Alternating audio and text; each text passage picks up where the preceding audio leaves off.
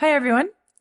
Today I'm listening to a band that is, well, it has a bit of an interesting name, Tangerine Dream. And part of the reason I find it interesting is because I am right now in the middle of my Sgt. Pepper's Lonely Hearts Club Band album exploration with the Beatles. And just the other day, I did my second listen and exploration of Lucy in the Sky with Diamonds, which of course has that wonderfully brilliant line about tangerine trees and marmalade skies. So Vlad put this in front of me tonight and said, "It's Tangerine Dream." I said, "What? Did they get that name from the Beatles?" I have no idea, but that was the first sentence out of my mouth. The song is Rubycon Part 1.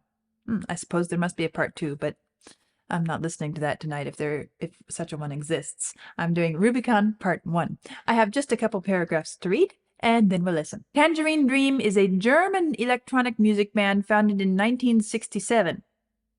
Huh. 1967. Didn't Sergeant Pepper's come out that year? Well, I don't know if there is any relationship between the two, but still, I am curious. Tangerine Dream are considered a pioneering act in electronica. From the late 1990s into the 2000s, Tangerine Dream continued to explore other styles of instrumental music as well as electronica. Seems they're a rather long-lived band then. The recorded output has been prolific, including over 100 albums. Yeah, prolific is a good word for them. Rubycon is their sixth studio album released in 1975. It is widely regarded as one of their best albums. Rubycon further develops the Berlin School sequencer-based sound they ushered in with the title track from Phaedra. Well, this is an interesting sentence.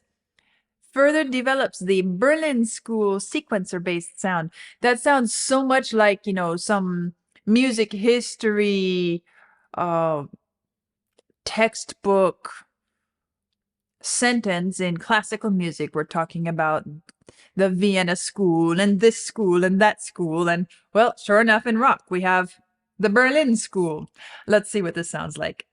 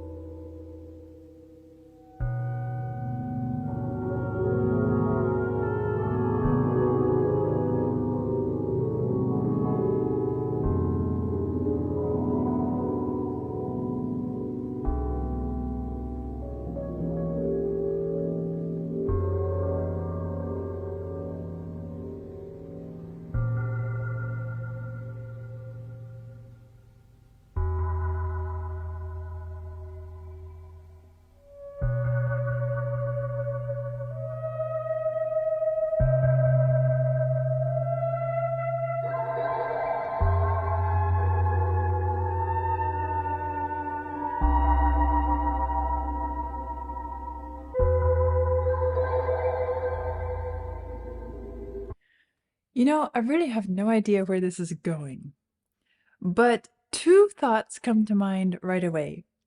First of all, just today, I was sitting at the piano and kind of idly playing a couple notes side by side. I have no clue which ones they were. I wasn't looking, I wasn't paying attention.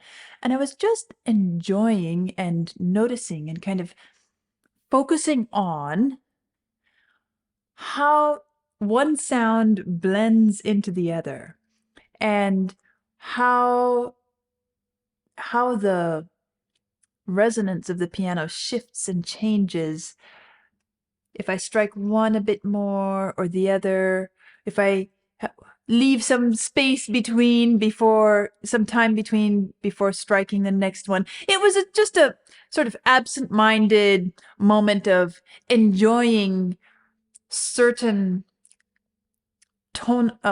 pitch mixing, color mixing, tonal mixing effects on the acoustic piano. Well, my first thought with the first couple of notes that came into this piece was, oh wow, someone's doing that with the electronic type sounds, and they're just enjoying and noticing and kind of embracing this whole idea of what does it sound like when one color, when one pitch, when one sound morphs and overlaps and blends and washes through and becomes another over time. But it's less about the individual note and more about that overlap, overlay, mixing of the different notes and sounds. And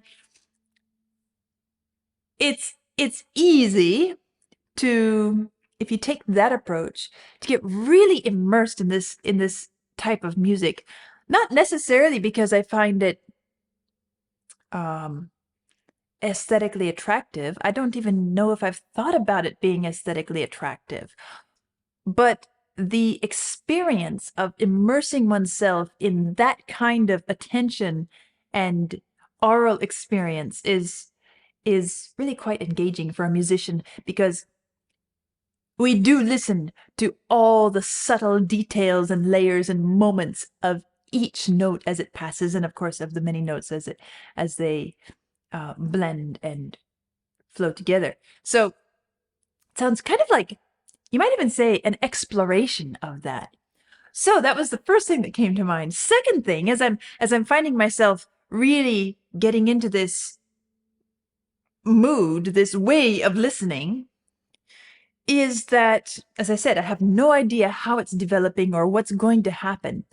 But this opening almost makes me think of it in terms of a rather complex symphonic work opening the first few bars of it and kind of setting the stage for whatever great stuff is coming up. It could totally be something like that. And that's interesting to me as well. So let's keep listening and see where it really does go.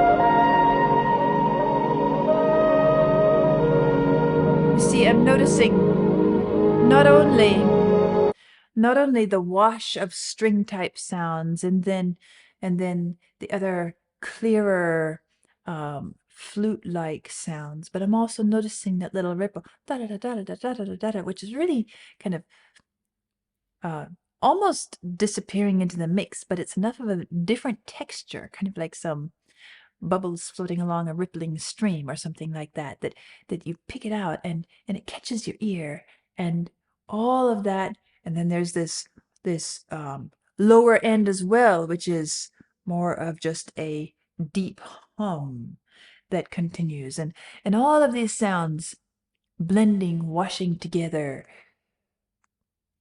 It's it's not music that is about a certain pitch or even a certain chord. It's not harmonically based in the way we think of old school traditional music. This is about how the sounds travel, how they interact as they travel, and all the different layers that they've put in here, textures, colors, tonal qualities, pitches, all of that.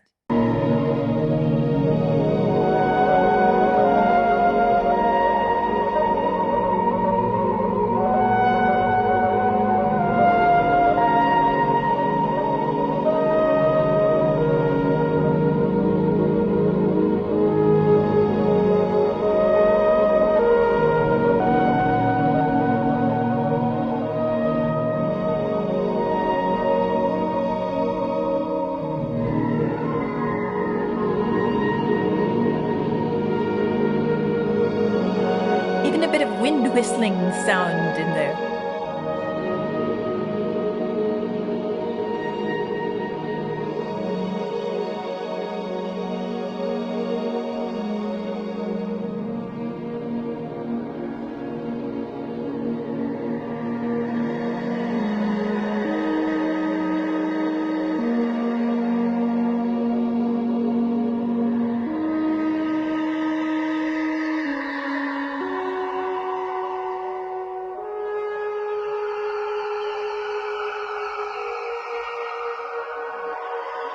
And with all of these, shall I say, nondescript in a positive way, pitches and sounds and washes of sound, it makes the clear, specific pitch of a certain instrument stand out all the more so, doesn't it? So we hear, and we really notice that. And it's just stepping down a little bit, we notice that.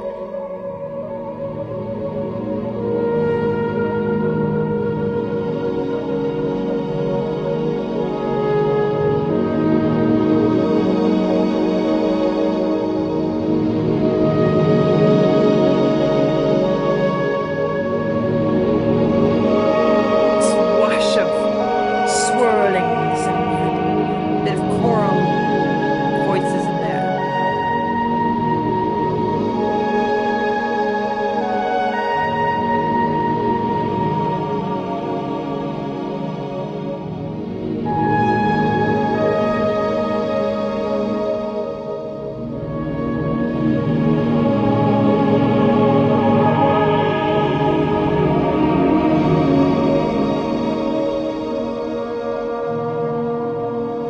You could almost pretend that that choir was singing something like Alleluia. You know, it has this sort of vowels flowing one to the other.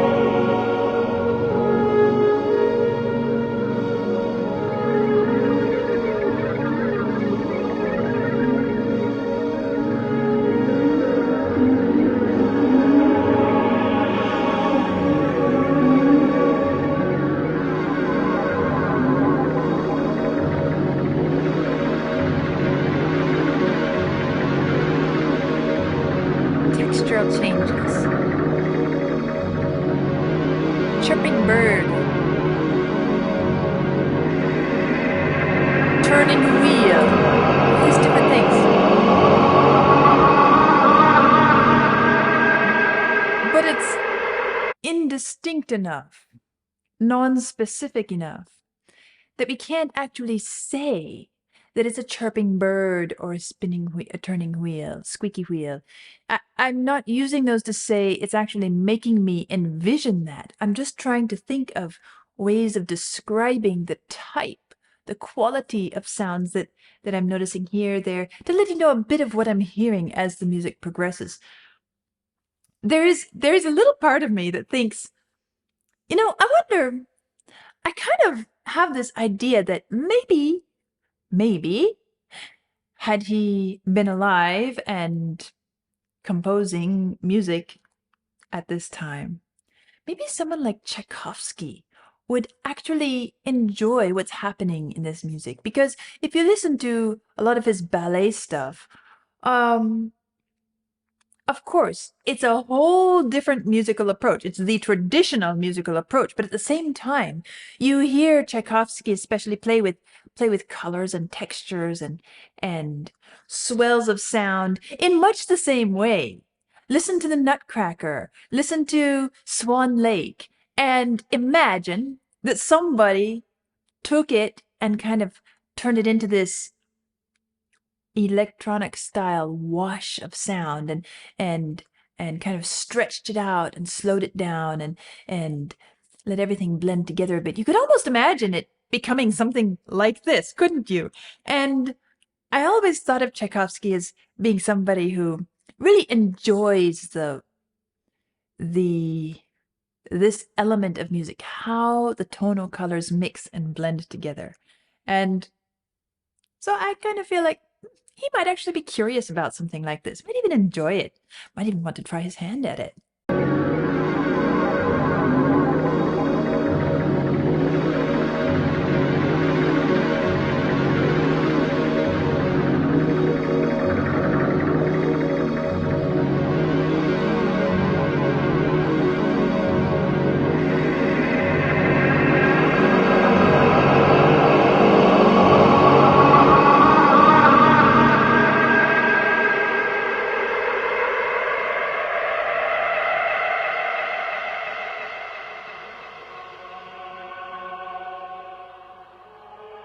And of course, with all of these choral voices mixed in, it also reminds me a little bit of Eric Whitacre.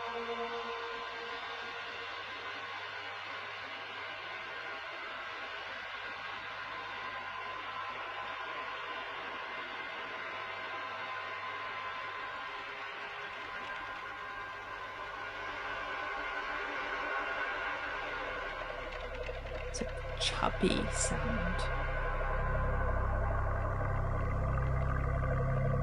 Or is it an engine? Or does it become something else?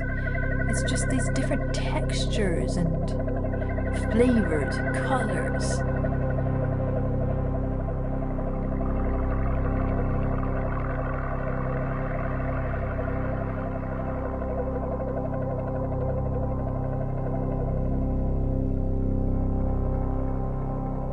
That low hum. That fluttering sound. And then the overtones behind it, above it, around it. Almost a didgeridoo type sound here, huh?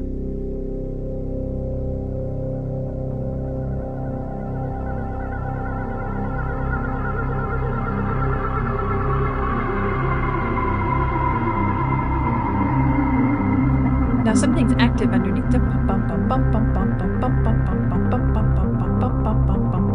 That's a bit more orchestral sounding, like the bass part of the string section, cellos.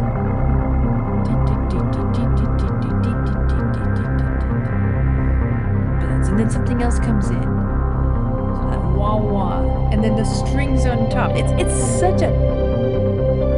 You could almost imagine an orchestra warming up here, couldn't you?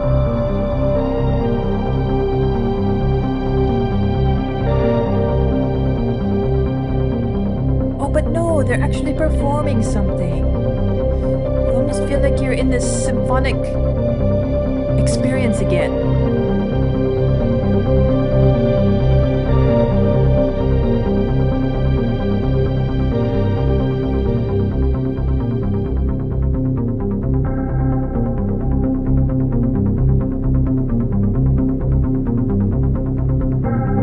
The reverb added to it.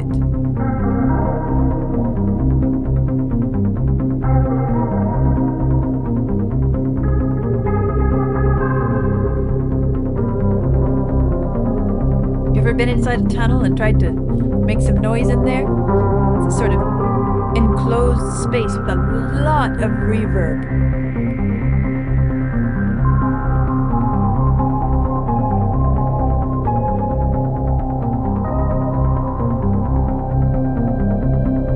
And out of this comes this little thread of a violin-like sound. But no, maybe it's a clarinet, or perhaps an oboe. You see how it changes?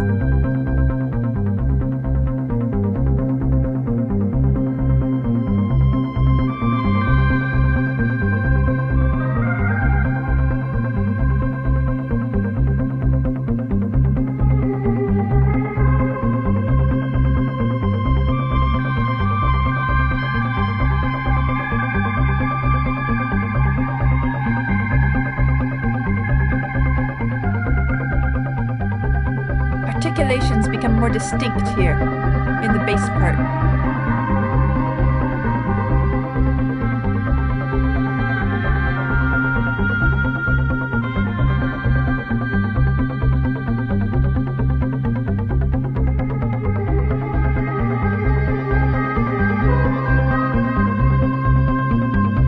The way it plays with, is this oboe, or is this flute, or is it violin, or is it choir, or is it a blend of all of these, or is it none of these and something of its own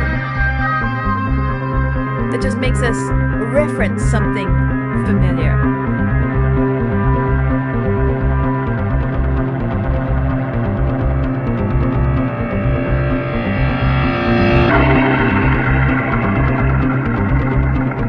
Getting a bit more climactic, but this long drawn-out build-up towards it. Again, in that regard, like a large symphonic work.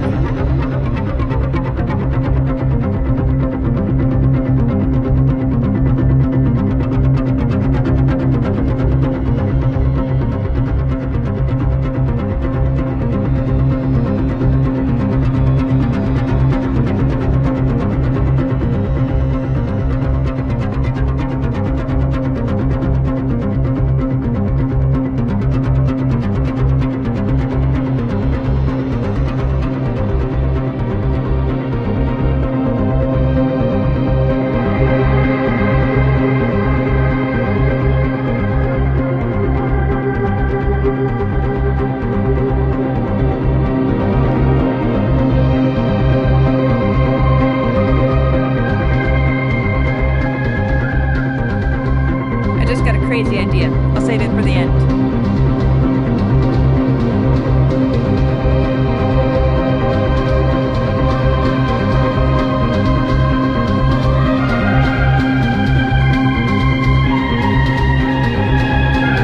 This is opening into the climax. It's really quite joyful sounding.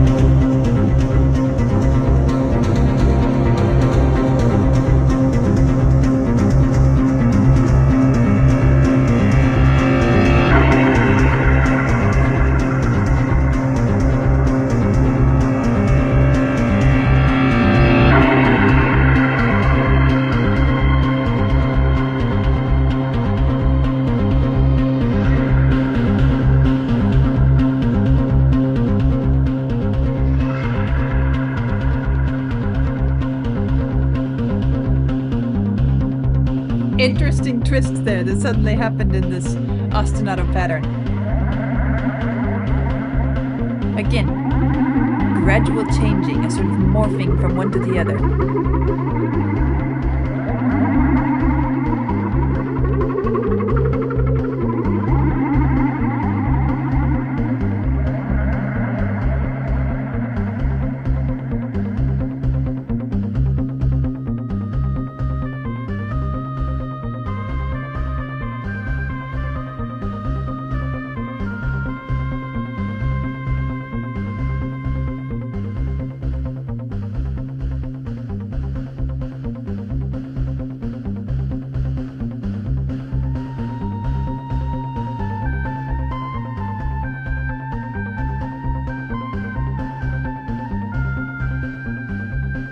Quite a dance-like sound in that tune, isn't it?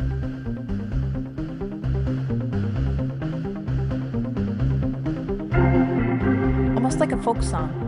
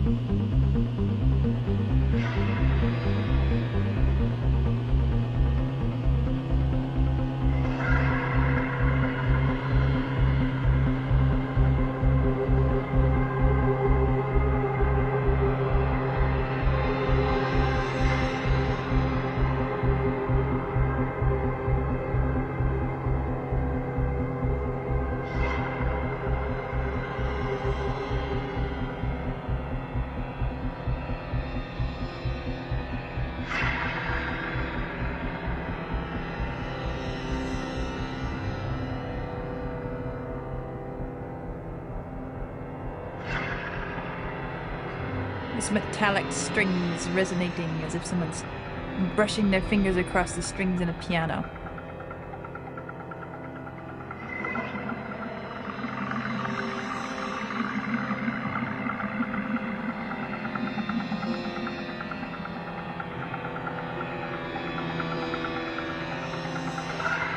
But again, it never lets you settle on a specific traditional instrument, does it?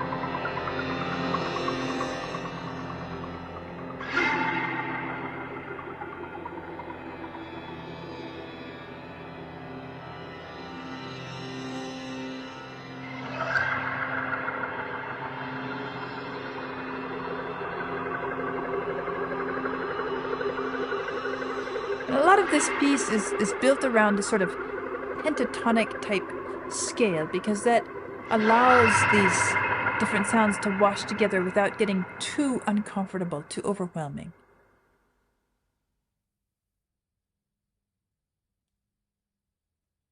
And then it just ends with that surge, and there we go.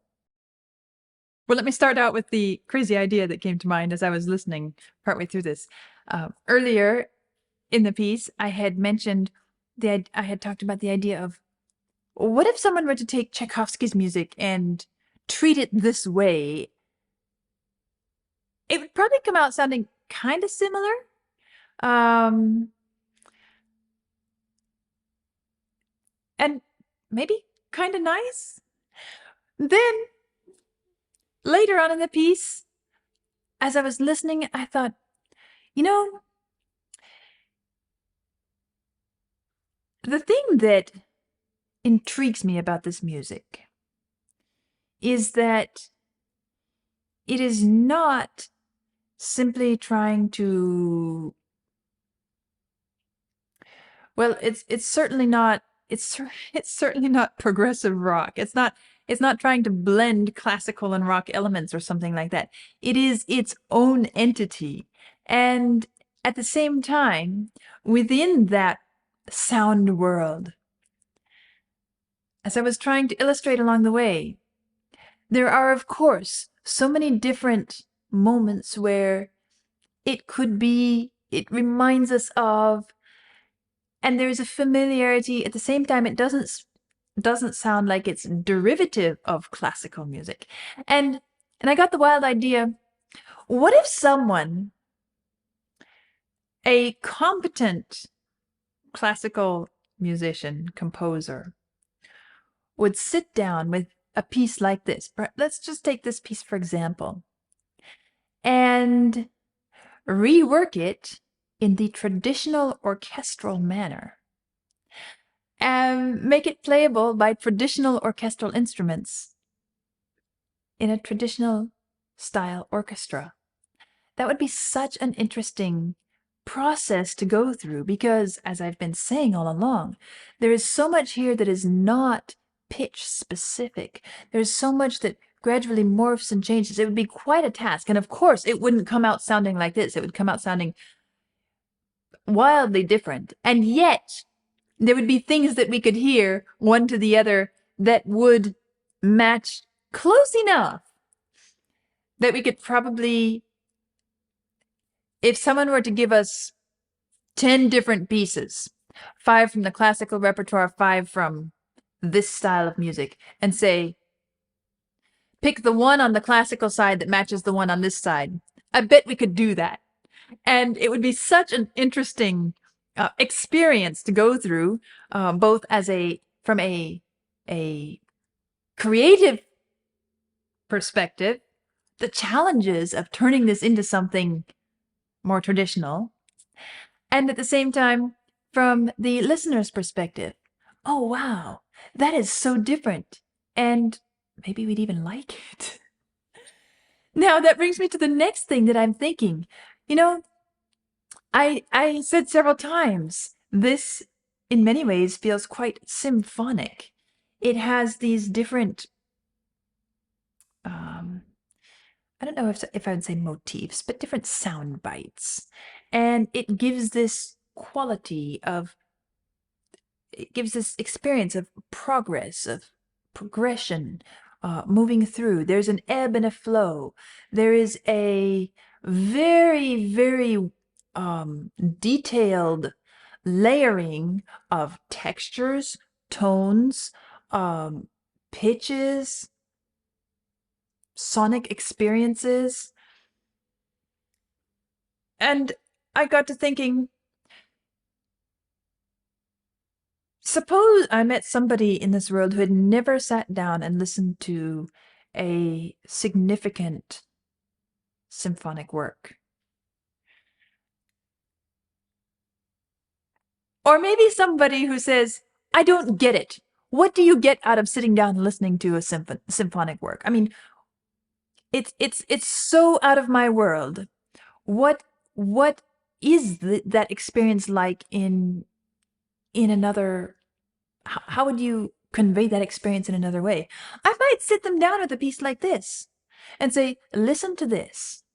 Immerse yourself in the sound world and the details, kind of as I was talking you through it.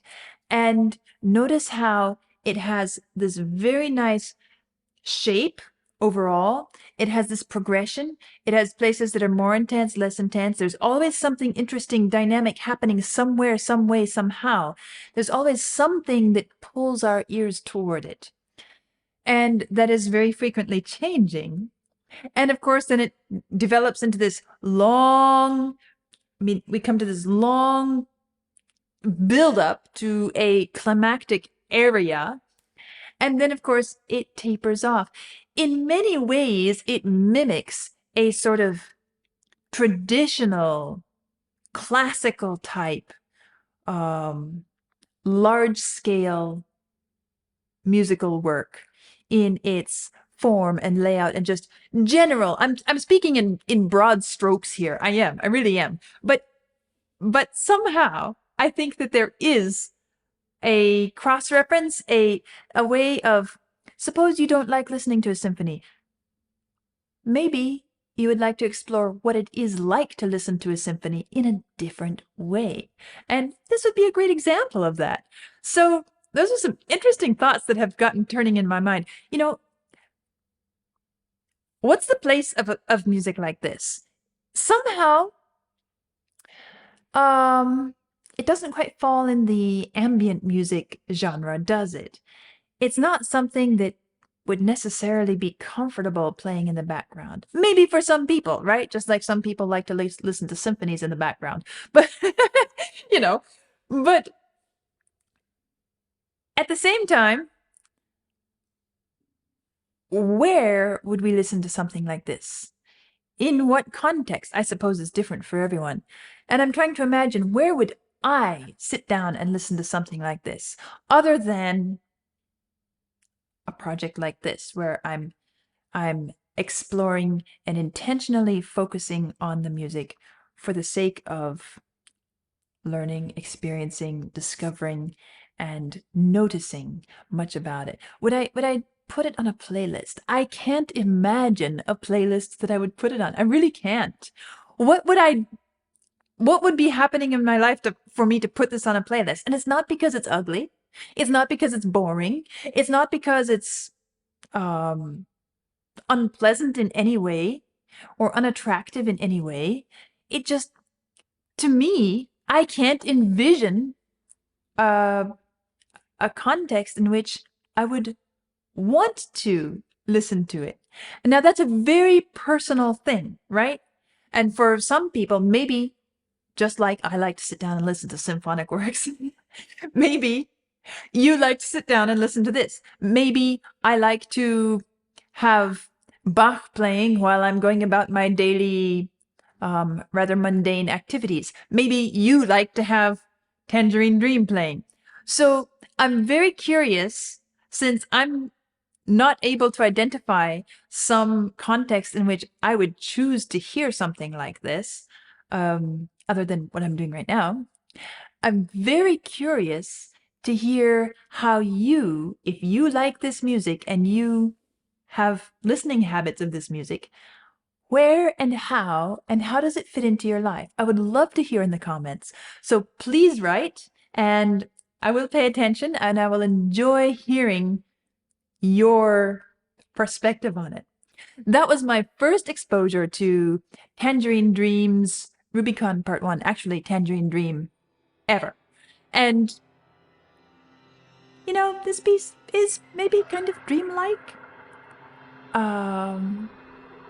Maybe they did get their inspiration for the name of their group, band, from the Beatles. Who knows? But that was an interesting experience and I enjoyed it, and I'll see you all soon.